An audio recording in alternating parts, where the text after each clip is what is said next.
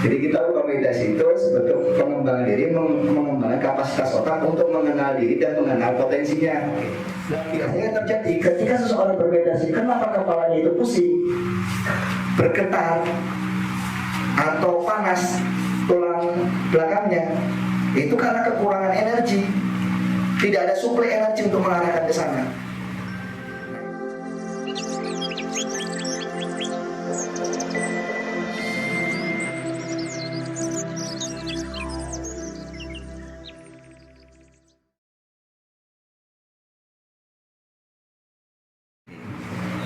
Karena tadi saya juga pengen menambahkan sedikit supaya membakar lagi pertanyaan ini.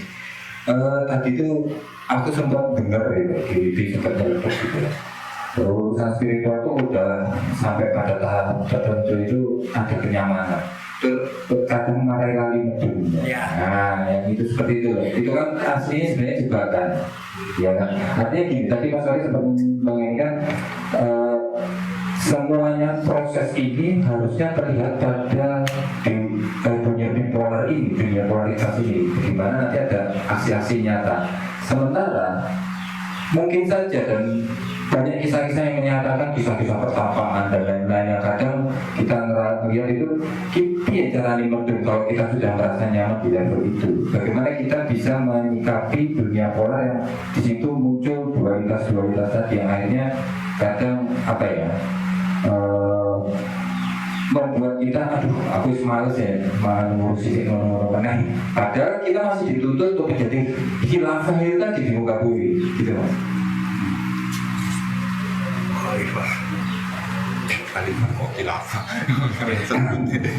Oke, jadi tadi kan jelas tuh.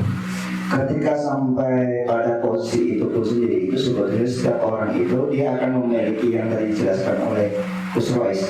Dia akan menjadi the best perform, menjadi melakukan apapun itu dengan sebaik mungkin. Nah, kalau teman-teman ini melakukan segala sesuatu itu sebaik mungkin, dampaknya itu sebetulnya rezeki, terus hasil itu seperti efek domino.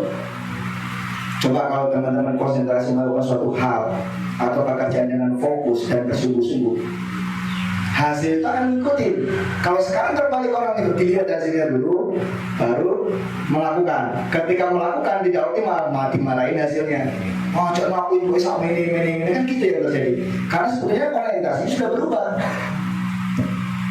Nah, tadi sebetulnya yang disebut khalifah itu kan sebetulnya ketika seseorang itu mengambil peran dalam kehidupan ini, itu sebagai, jadi gini, manusia itu adalah pusat dari jaring-jaring seluruh alam semesta.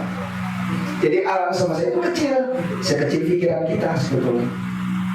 Misalnya gini, semua orang di sini duduk bersama-sama dan melihat alam ini. Apa yang dilihat, dirasakan itu pasti berbeda-beda sesuai dengan apa yang dia lihat, kan gitu. Sebenarnya sekecil itu. Nah, makanya kan sebetulnya ketika kita memahami bahwa alam ini adalah bagian dari diri kita, maka kita akan memiliki satu dimensi pola berpikir bagaimana kita bisa bersinergi dan berselaras dengan alam.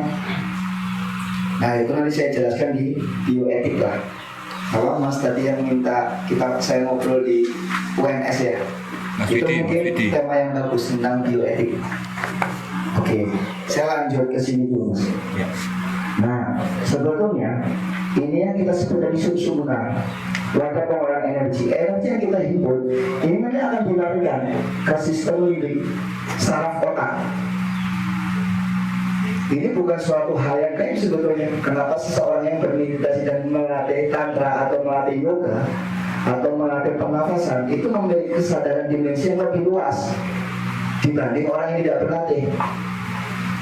Di otak kita itu ada miliaran neuron ya, neuron otak yang itu tidak saling menyambung. Oke, kalau kita belajar sistem otaknya, nah energi ini sebentuk gelombang elektromagnetik yang nanti akan mengarahkan ke sini. Tadi dijelaskan oleh Kiri bahwa ada yang disebut dengan grand pineal. Grand pineal itu lubang kecil di dalam otak kita. Nah, ketika energi yang kita himpun, kita alirkan ke sini waktu bermeditasi, itu sama dengan menyambungkan neuron-neuron dalam otak itu kita tersambung. Makanya kita semakin cerdas. Bingung nggak? Jadi kalau orang cerdas itu dilihat dari berapa persen neuron otaknya itu menyambung. Daya ingat, daya kreatif itu dari situ. Makanya sebetulnya meditasi itu sebentuk satu inilah, jangan sebentuk ritual.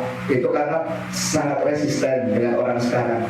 Sebentuk pelatihan diri untuk mengembangkan kapasitas otakan itu lebih enak. Jadi kita meditasi itu sebentuk pengembangan diri, mengembangkan kapasitas otak untuk mengenal diri dan mengenal potensinya. Kalau misalnya kita arahkan ke ritual itu kan menjadi hal yang ini ya. Nah, nanti arah-arahnya wah beri untuk nomor, wah ini beri untuk ini gitu.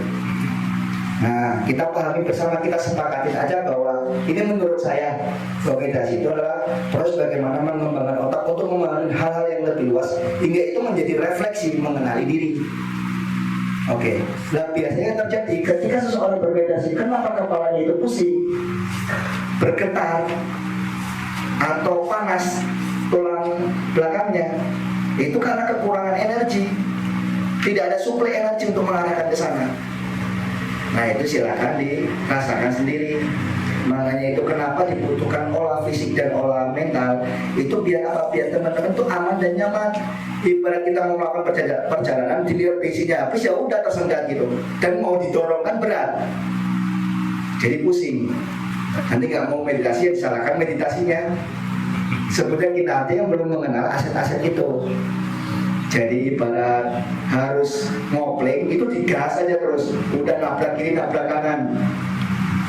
Nah, makanya itu bukan saya mengatakan bahwa apa yang saya pelajari itu paling benar, enggak. Semuanya itu benar ketika arahnya itu sama, tapi hal yang ditemukan berbeda-beda. Nah, karena di perkembangan sekarang itu peradaban yang cukup tinggi percepatannya, dan itu mengarahkan pada laju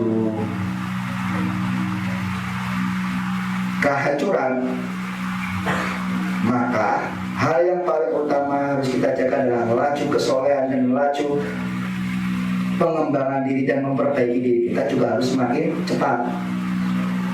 Nah, saya bicara soal itu apa ya? Ya, ini aja jangan dulu, nanti saya juga takut. Nah, ketika teman-teman mengembangkan neuron-neuron dalam otak, kita bicara gelombang.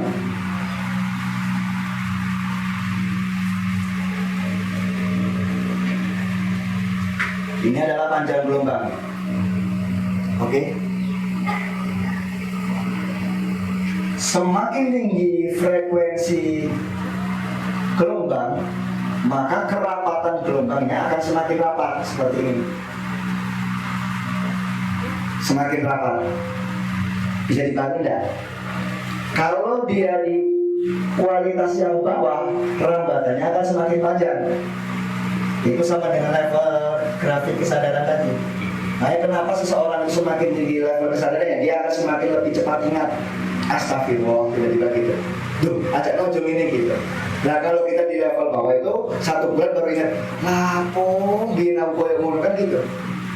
Jadi daya ingat untuk mengakses itu cukup lama, delaynya, roaming.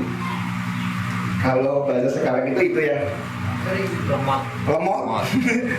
Nah, makanya kita dibutuhkan satu dimensi kualitas frekuensi yang semakin tinggi agar apa? Agar kita cepat ingat. Oke. Dan hal yang sekarang itu paling mendasar sebetulnya. Manusia itu sebetulnya ketika dia mengarahkan segala pandangannya ke dalam diri, dia akan lebih mudah menikmati rasa syukurnya.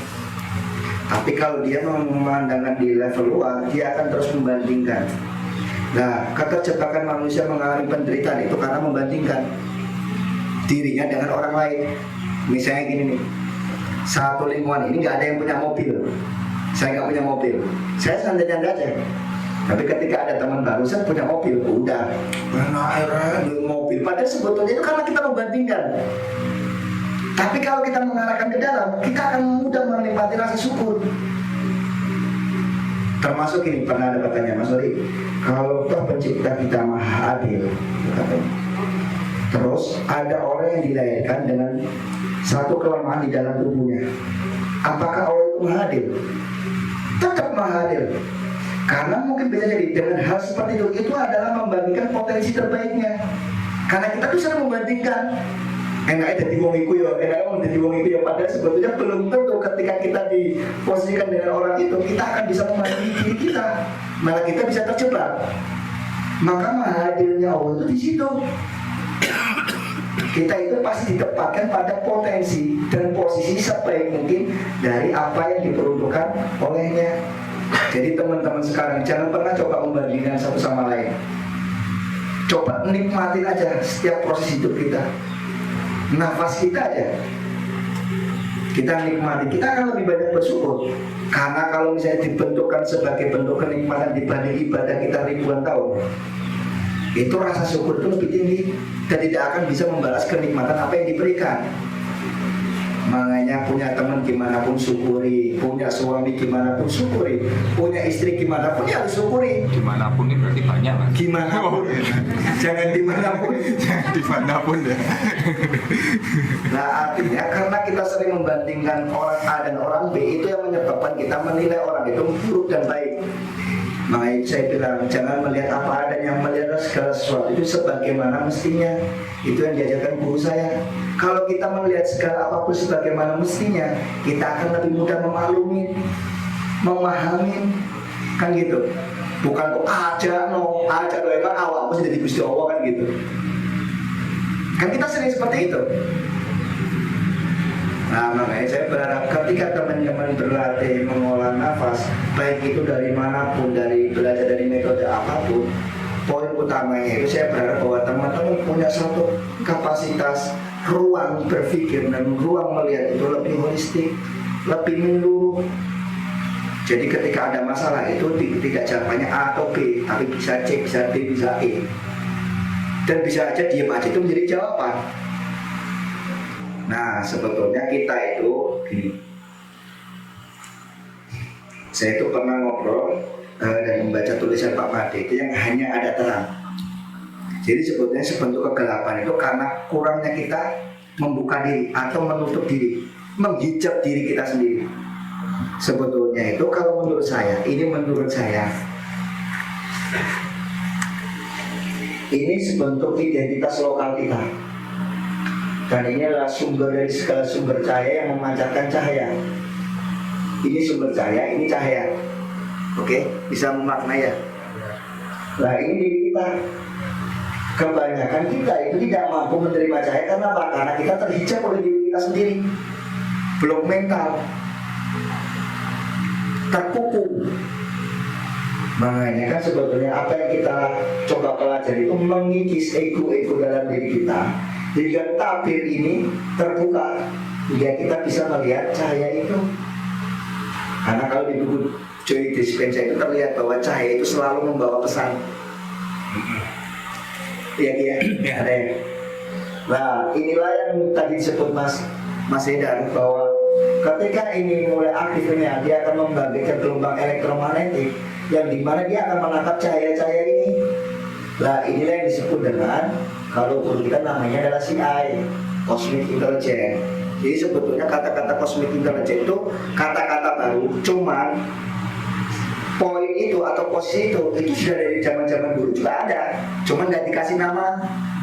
Nah karena orang sekarang itu pada kebingungan dan tidak mengarahkan ke situ, ya udah dikasih nama lah biar tahu.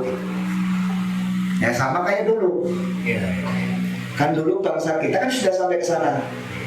Nah kalau udah sampai nggak perlu dikasih nama pun nggak masalah. Kayak di suku Baduy itu, saya tahu Tuhan itu Allah dan saya tahu Nabi itu Muhammad.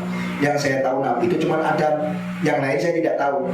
Dan saya juga punya Tuhan, tapi saya tidak beri nama karena terlalu mulia. Apakah salah? Tidak. Itu diberi nama karena kita ini sekarang kehilangan koordinat. Makanya wes mungkin ya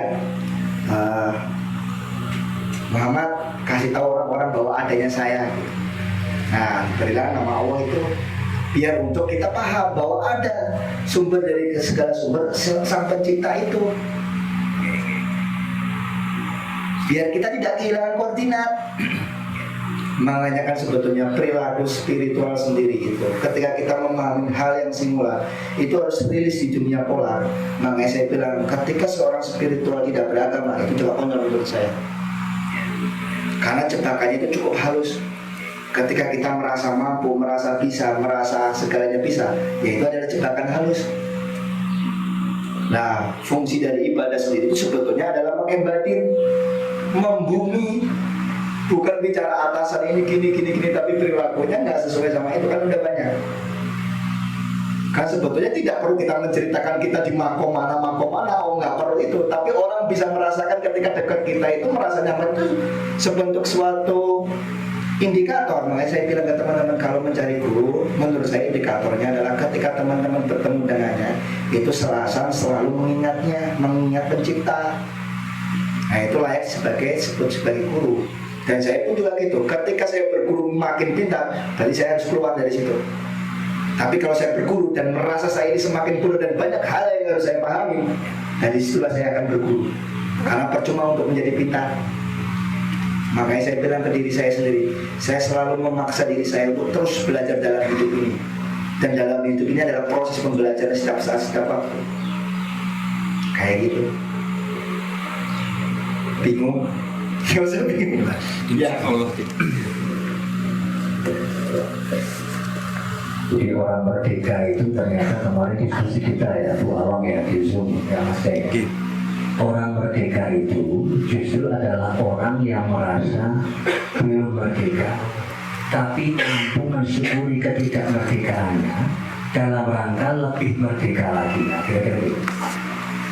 Jadi kalau bahasa agamanya la ilaha illallah subhanaka inni kuntu minadh dhalimin. Jadi bahwa mengakui adanya Tuhan sekaligus mengakui diri ini masih gelap. Jadi perlu kemudian pencerahan-pencerahan itu. Jadi orang yang tercerahkan justru adalah orang yang semakin menunduk, semakin merasakan never ending journey tadi. Nah, saya tadi yang saya Mas Oli, jadi menyinggung nama Asma Kanjeng Nabi ya. Termasuk mengapa ada istilah langit akan terbuka ketika kita bersolawat kepada Rasulullah. Itu ternyata maknanya adalah bukan sekedar kalimat solawat ini, tapi maksudnya adalah langit terbuka ketika akhlak manusia itu semakin terpuji. Bagikan Muhammad itu artinya terpuji. Jadi kalau manusia yang semakin pikiran, hati, perilakunya terpuji, itu pasti langit terbuka untuk dirinya. Gitu. Nah, jadi bukan karena kita lalu semata-mata mengucapkan asma lalu kemudian tidak, tetapi ketika itu tadi. Saya kemarin matur juga bahwa kerinduan kepada Kanjeng Nabi itu ada doanya. Silakan baca sholawat ini. Nah, ketika saya membaca sholawat itu, ya, ternyata bukan mimpi Kanjeng Nabi, tapi kemudian justru melihat suasana silaturahmi gotong royong yang tulus penuh welas asih di antara manusia-manusia itu. Jadi artinya kita sama dengan menyaksikan Rasul ketika kita bisa saling tulus gotong royong, saling tulus untuk sinergi kan. Nah monggo, nanti mungkin kita perlu sedikit lah, ada praktek ya. Jadi praktek di sini, ya, saya ajak sebentar saja untuk merasakan bareng-bareng. Karena sesuai penelitian juga dari Judy Frenza, kalau orang-orang dalam satu ruangan itu kok kesadarannya sama-sama penuh syukur, penuh sukacita, dan kemudian gelombang otaknya itu orang mikir apa-apa tapi merasakan nikmat dari gelombang beta menuju alfa, itu nanti suasananya akan bisa mengangkat level kesadaran dari baik diri maupun semesta. Ya, jadi sudah di mana-mana ada penelitian. Walaupun tempat kita ini hanya sekecil ini, tapi kalau kesadaran kita itu sama-sama menuju alam simular yang nyaman dan aman tadi, maka itu akan bisa mempengaruhi semesta yang lain.